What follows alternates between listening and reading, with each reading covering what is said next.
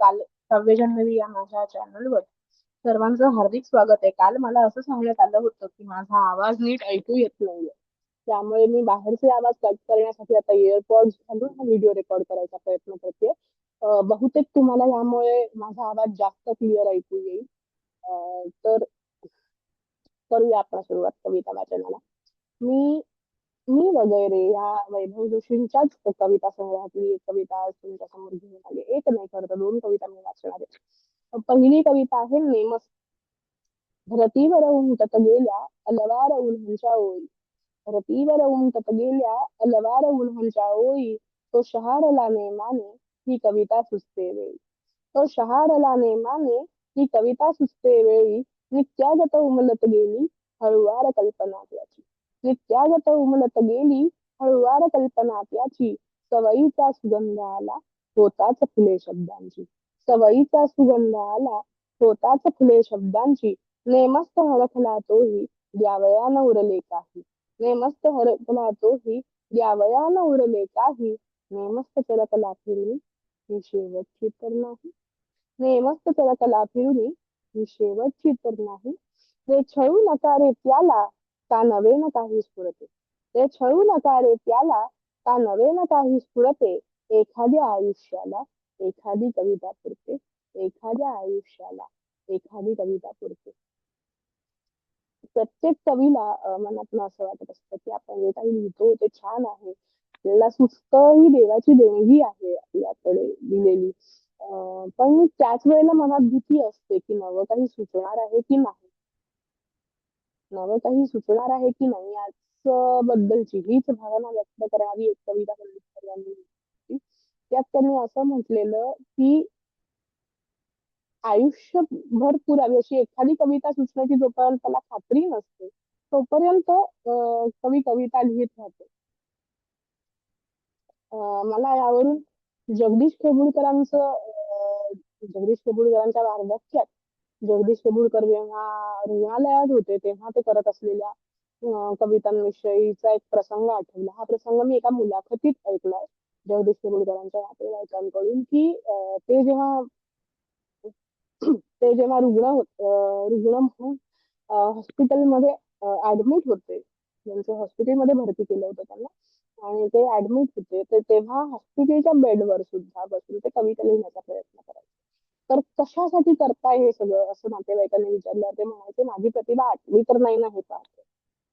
माझी प्रतिभा आटली तर नाही ना हे पाहतोय. मला सुचतंय ना अजून हे पाहतोय.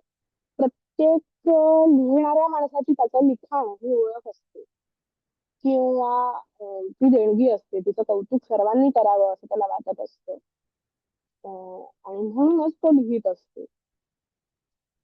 तर म्हणून कवीने अशी भावना व्यक्त केली की झाली आहे छान पण ही शेवटची तर नाही ना कविता याची भीती सतत वाटत असते. आणि तुम्ही म्हटलं की त्याला नवीन नाही काही सुचत आहे आता त्या व्यक्तीला. तर त्याला आयुष्यभरातली एकच कविता पुरे होती असं तो काहीतरी लिहून गेला. असं सुद्धा असतं कधीतरी आपण एखादीच गोष्ट करतो पण ती इतकी आनंददायी असते की ती आयुष्यभर आपली ओळख बनवते.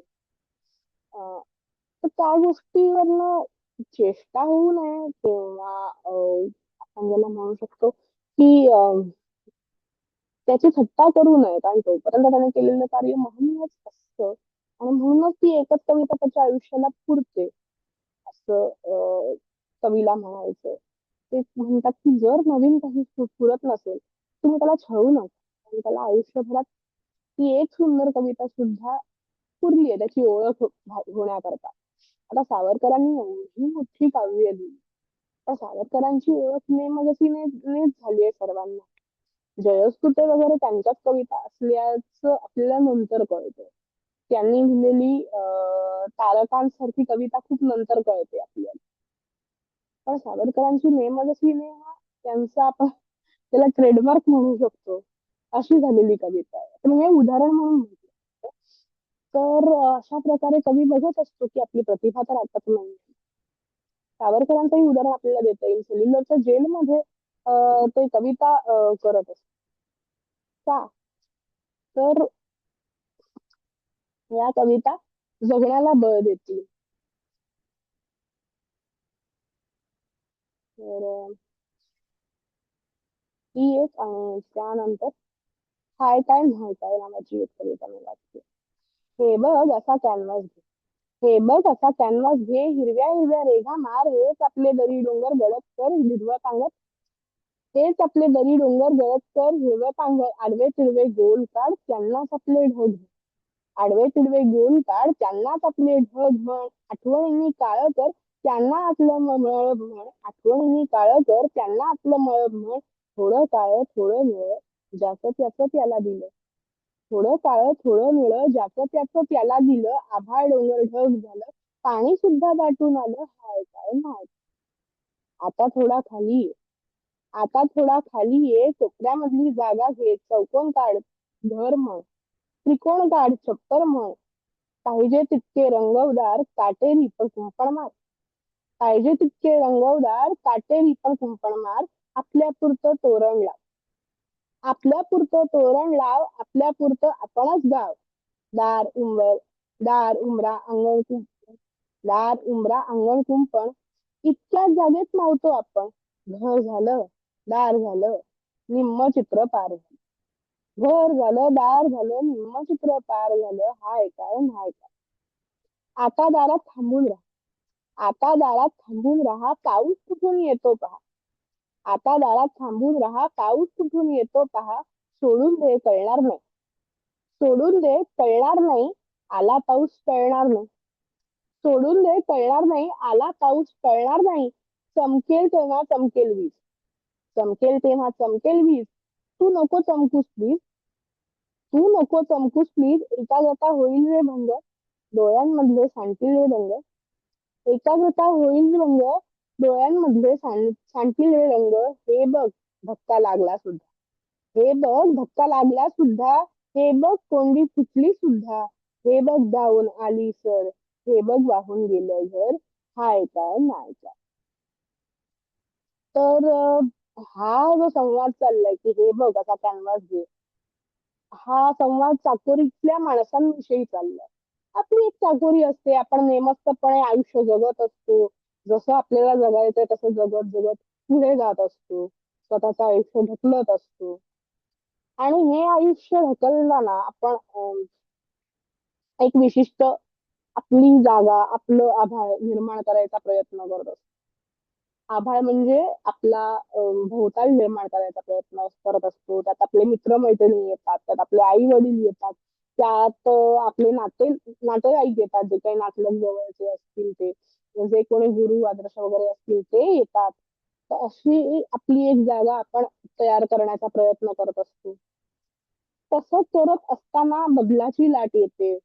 तसं करत असताना काळाचा ओघ झपाट्याने बदलत जातो आणि त्या बदलामध्ये आपण चमकून नाही जायचं, स्थिरपणे राहायचं, तर आयुष्य पुढे जगता येतं. जर आपण चमकून गेलो, जर आपल्याला त्या गोष्टीने धक्का लागला आणि आपण जर त्या गोष्टीने व्यथित व्हायला लागलो, तर हळूहळू सगळं विस्कटत जातं आणि सगळं विस्कटत मुळात कसं आहे की हे सगळं बांधता बांधताच आपलं अर्ध आयुष्य जातं. उरलेल्या अर्ध्या आयुष्यात जेव्हा जग बदलायला लागतं तेव्हा त्या बदलासोबत जर आपल्याला चालता नाही आलं तर हळूहळू सगळं विस्कटत जातं. आपल्याला एकटेपण एकाकीपण खायला लागतं आणि आपली जी जगण्याची इच्छा आहे ती हळूहळू नाहीशी व्हायला लागते आणि हे सर्वात घातक असतं. म्हणूनच तुम्ही शेवटी असं म्हटलंय बघा, हे बघ धक्का लागला सुद्धा, हे बघ कोंडी फुटली सुद्धा, हे बघ वाहून आली सर, हे बघ वाहून गेलं घर. आणि हे सगळं होण्याचं जगाला काहीच पडलेलं नाही. ही शेवटची ओळ आहे काय नाही का?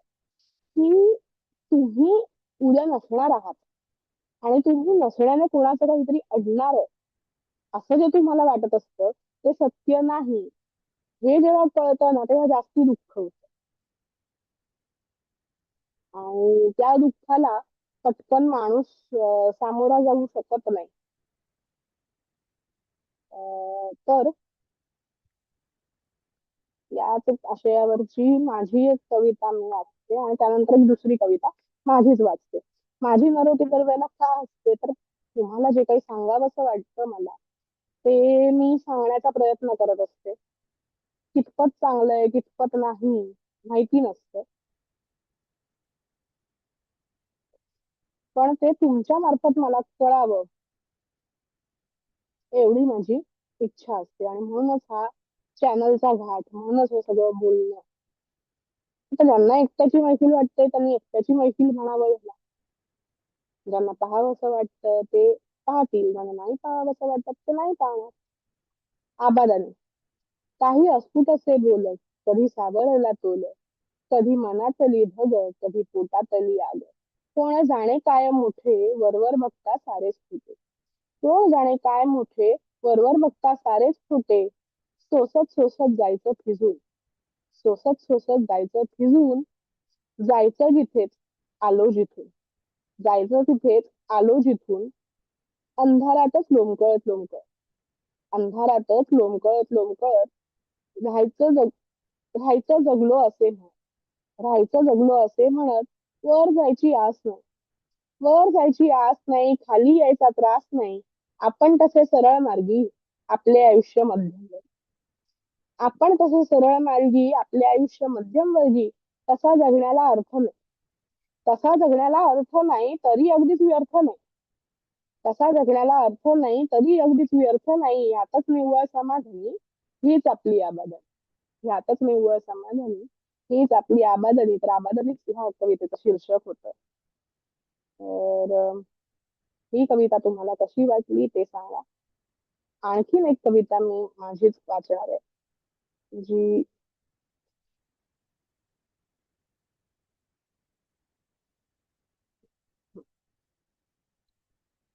नको तुझा स्वर्ग असं अशा नावाची आहे. नको तुझा स्वर्ग देवा, नको तुझी मुक्ती, नको तुझा स्वर्ग देवा, नको तुझी मुक्ती. हीच इच्छा मनी राहो सदा तुझी भक्ती. जन्मोजन्म फिरण्याचे भय नाही मला, जन्मोजन्म फिरण्याचे भय नाही मला. फक्त एक इच्छा एकदा पाहावे तुला, फक्त एक इच्छा एकदा पाहावे तुला. कसे पाहिले मी तुला शिक्षक म्हणून, तसे पाहिले तुला शिक्षक म्हणून आम्ही. हसत खेळत तुझ्याकडून शिकत आलो नेहमी, हसत खेळत तुझ्याकडून शिकत आलो नेहमी. आई होऊन प्रेमाने कुशीत घेतलेस आम्हाला, आई होऊन प्रेमाने कुशीत घेतलेस आम्हाला.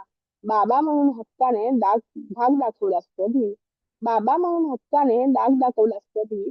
काका होऊन लाडाने खेळलास सर्वात आधी, बाबा होऊन हक्काने धाक दाखवलास कधी.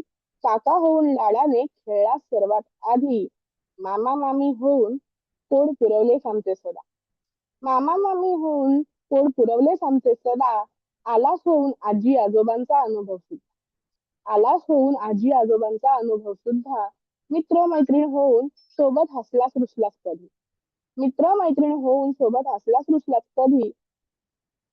इतक्या रूपात पाहिलंय तुला, मोजू किती रूप तुझी, इतक्या रूपात पाहिलंय तुला, मोजू किती रूप तुझी. सर्वांना ठेव सुखी ही एकच मागणी माझी, सर्वांना ठेव सुखी ही एकच मागणी माझी.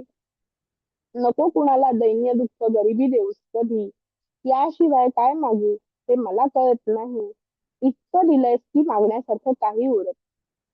भले भले मागून थकले हेच तुझ्याकडे, भले भले मागून थकले हेच तुझ्याकडे. तू मात्र नेहमीच घेतोस नाना आडेवेडे. कर्माच्या सिद्धांताची करून पुढे ढाल, कर्माच्या सिद्धांताची करून पुढे ढाल. पाहत बसतोस निवांत साऱ्यांचे हाल, पाहत बसतोस निवांत साऱ्यांचे हाल. कमरेवरचे हात काढ कर आता काही, कमरेवरचे हात काढ कर आता काही. भ्रष्टाचार लाचखोरीने माजलेत राही. त्रस्त प्रजा जगते आता राम भरोसे, त्रस्त प्रजा जगते आता राम भरोसे. तुला दिसत नाही का त्यांचे उसासे. एका द्रौपदीला वस्त्र पुरवणाऱ्या तुला, एका द्रौपदीला वस्त्र पुरवणाऱ्या तुला कित्येक पीडितांचा आक्रोश ऐकू नाही आला. कसे समर्थन करशील आता या घटनांचे तू, कसे समर्थन करशील आता या घटनांचे तू. हसतोस का असा मिश्किलपणे तू, हसतोस का असा मिश्किलपणे तू. काय करू याशिवाय देव हसत म्हणाला, काय करू याशिवाय देव हसत म्हणाला. युगे युगे त्याच चुका भोवतायत तुम्हाला, युगे युगे त्याच चुका भोवतायत तुम्हाला. तेव्हाही अनंताही सज्जन गप्प बसले, तेव्हाही अनंताही सज्जन गप्प बसले. पांढरपेशा वृत्तीने आपले हात झटकले, पांढरपेशा वृत्तीने आपले हात झटकले. घरापर्यंत येत नाही आमच्या जोवर आग, घरापर्यंत येत नाही आमच्या जोवर आग, सत्याकडे साऱ्याच तोवर करू डोळे झाक. सत्याकडे साऱ्याच तोवर करू डोळे झाक. मुखदुर्बलांसारखे बसून सारे घडताना पाहू. मुखदुर्बलांसारखे बसून सारे घडताना पाहू. खूप अस्वस्थ झालो तर मेणबत्ती मोर्चा काढून येऊ. खूप अस्वस्थ झालो तर मेणबत्ती मोर्चा काढून येऊ. महिला सक्षमीकरणाचे फक्त मोर्चे निघतात. महिला सक्षमीकरणाचे फक्त मोर्चे निघतात. सांग ना किती महिला खरंच सक्षम होतात. सांग ना किती महिला खरंच सक्षम होतात. जोवर तुम्ही ठरवत नाही, जोवर तुम्ही ठरवत नाही तोवर मी तरी करणार काय. जोवर तुम्ही ठरवत नाही तोवर मी करणार काय. सज्जनांचा पाठिंबा नाही तोवर अवतार कसा काय. सज्जनांचा पाठिंबा नाही तोवर अवतार कसा काय. अवतार म्हणजे तरी काय असतं सांगणं वेगळं. अवतार म्हणजे तरी काय असतं सांगणं वेगळं. ज्याला आपल्यातल्या ईश्वरी क्षमतेचं रूप दिसतं, ज्याला आपल्यातल्या ईश्वरी क्षमतेचं रूप दिसतं, तोच होतो अवतार, त्याच्यावर असते भिस्त. तोच होतो अवतार, त्याच्यावर असते भिस्त. याचीही करून बुवाबाजी पैसे मिळवताय तुम्ही. याचीही करून बुवाबाजी पैसे मिळवताय तुम्ही. माझ्याच नावे धंदा करता, सांग काय करू मी. माझ्याच नावे धंदा करता, काय सांग काय करू मी. ओळखाना तुमच्यातलं माझं दडलेलं रूप. ओळखाना तुमच्यातलं माझं दडलेलं रूप. त्याचा उपयोग केला तर बदल होतील. त्याचा उपयोग केला तर बदल होतील खूप. सांगून इतकंच देवळातला देव झाला स्वस्थ. सांगून इतकंच देवळातला देव झाला स्वस्थ. मला म्हणाला तुमच्यावरच आहे माझी भिस्त. मला म्हणाला तुमच्यावरच आहे माझी भिस्त. नवसायास करण्यापेक्षा स्वतःला ओळखा. नवसायास करण्यापेक्षा स्वतःला ओळखा. नऊ रंग नेसण्यापेक्षा स्वतःलाच पारखा. नऊ रंग नेसण्यापेक्षा स्वतःलाच पारखा. तर ही कविता आपल्याला कशी वाटली ते सांगा. आणि जो काही मी कवितांचा अर्थ इथे मांडण्याचा प्रयत्न करते, सांगण्याचा प्रयत्न करते, ते आपल्याला कसं वाटतंय हेही मला सांगा. नेमस्त ही अतिशय सुंदर कविता मुक्तछंदातली होती. माझीही आता मुक्तछंदातलीच कविता होती जी मी म्हटली. मुक्तछंदातल्या कविता किंवा अगदी आधी वाचली ती छंदोबद्ध कविता, ह्या कवितांमध्ये मुक्तछंद लिहिणं एक वेळ मुक्तछंद लिहिणं एक वेळ ठीक आहे की ऐकून आपण लिहू शकतो, पण छंदोबद्ध कविता लिहिणं खूप कठीण असतं.